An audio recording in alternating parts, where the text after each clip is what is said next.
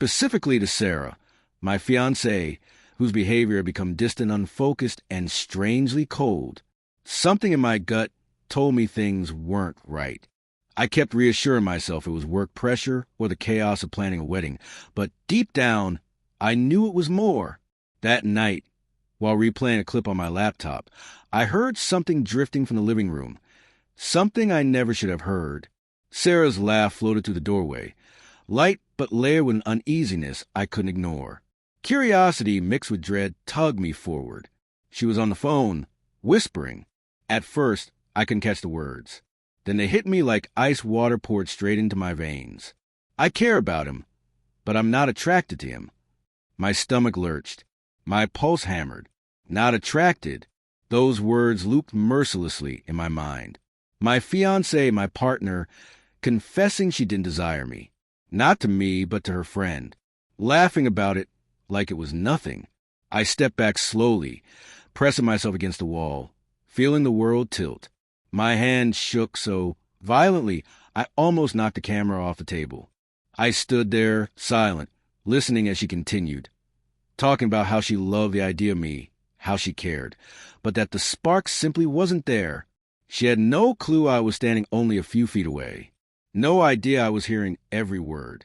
The living room felt like a threat, like the walls were closing in.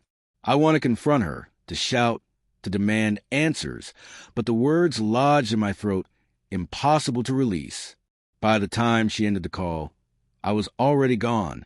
I walked aimlessly through the night, city lights flickering like a cruel reflection of my unraveling thoughts. Betrayal, humiliation, helplessness. They swarmed me all at once. Every memory of our engagement felt distorted now. The way she smiled at me in that little cafe. The ring I had agonized over choosing. All of it felt hollow. The next morning, I pretended nothing was wrong. I smiled over breakfast. I made small talk. I even laughed at one of her jokes. She noticed none of it. Why would she? She had already said everything that mattered. To someone else. But to me, she acted like the same woman I was planning forever with. That night, I couldn't hold it in anymore. Sarah, I said softly, hands damp, chest tight, we need to talk. She lifted her eyes from her phone, confusion fading into concern. Of course, what's going on? I inhaled deeply. Last night, I heard you on the phone. Her expression stiffened. Her gaze dropped. What do you mean? I stepped closer, my voice wavering but firm. I heard you tell your friend you care about me, but you're not attracted to me. Silence stretched between us. She swallowed, searching desperately for words. I don't know what exactly you heard, she whispered. But I did. I heard everything. So it's true. I asked, my voice cracking. You're telling me you don't feel that way about me? That our engagement, everything we built, means nothing to you? Her eyes filled with tears, though a hint of defensiveness lingered. It's not meaningless, she said shakily. I don't feel the way I thought I did. I care about you, but love, desire, it's complicated. Complicated? My voice rose despite my attempt to stay calm. Complicated is stress. Complicated is work. This is deception. You've been lying to me and to yourself. Tears streamed down her cheeks. I wanted to reach for her, to comfort her, to repair what had shattered, but I couldn't. The trust I'd built piece by piece was collapsing beneath me. I never wanted to hurt you, she whispered, trembling. I was scared. I didn't know how to say it. I kept pretending, hoping things would change. But they didn't, I said, my voice hollow now. And they won't. I can't keep pretending either. We didn't speak for hours. The apartment felt suffocating, shrinking around us.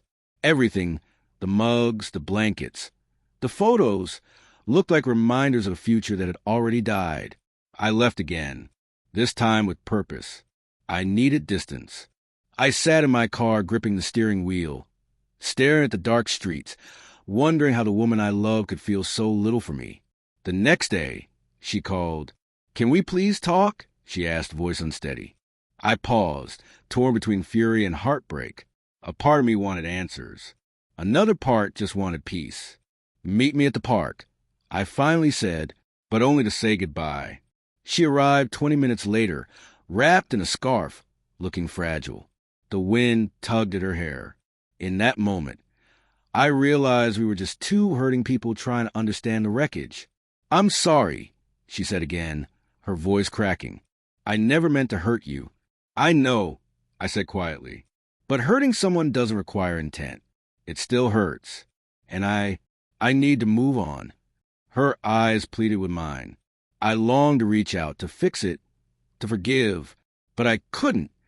Not after the words she never meant for me to hear. We stood there in silence as the city buzzed around us. Finally, I said softly, "I hope you find what you're searching for, Sarah. I really do. But it won't be with me." She nodded, tears streaming silently. "And I hope you find love too," she whispered. I turned and walked away, feeling the weight on my chest grow a little lighter with each step. The future was blurry, uncertain, but for the first time since that night, I felt a spark of freedom. Like I might actually heal, rebuild, and discover myself again. Later that evening, I opened my laptop, began editing a new video, and gave the camera a faint smile. "Help me reach 5,000 subscribers." I whispered, this time filled with strange, fragile hope. Life had broken me, but it had also reminded me I was still standing, still moving forward, still alive,